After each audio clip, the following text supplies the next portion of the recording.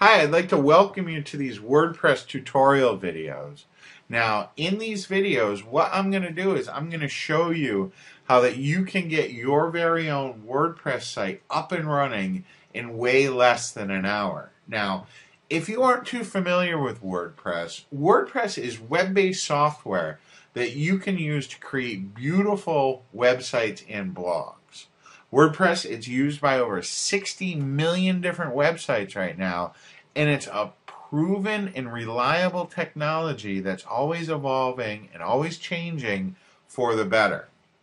Now, if you aren't real familiar with WordPress, it's very simple to use. There's lots of tutorial videos and written material out there to help you get going. But I think that these videos that I've created for you are really going to help you get off to a fast start.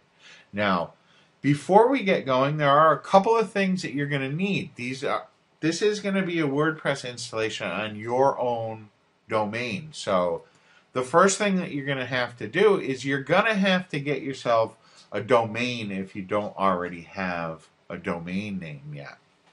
And you can go to GoDaddy.com or Namecheap.com to get yourself a domain name. And I use GoDaddy. I've used them for, probably about 8 years or so. I've never had a problem with them, and I like them very much. They have good prices.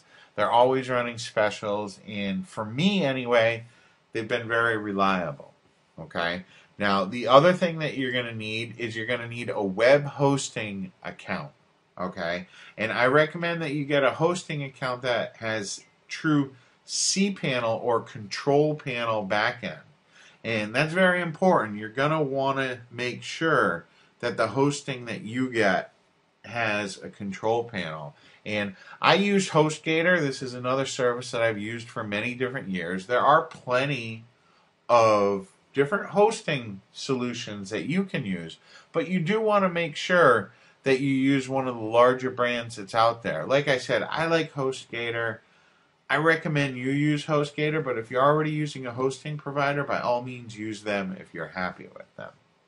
So, before we get going, like I said, you're going to want to make sure that you have a domain name and then that you have a hosting account. And once you have all that, you're going to want to go to your cPanel, okay, your control panel, which is going to be your website, okay, /cPanel. And you can see that's where I am right here. So before we continue too far with these videos, I'd like to make sure that you go ahead, get yourself a domain name and get yourself hosting, and then come back to this page where I am right now, which is basically going to be your domain name /cPanel.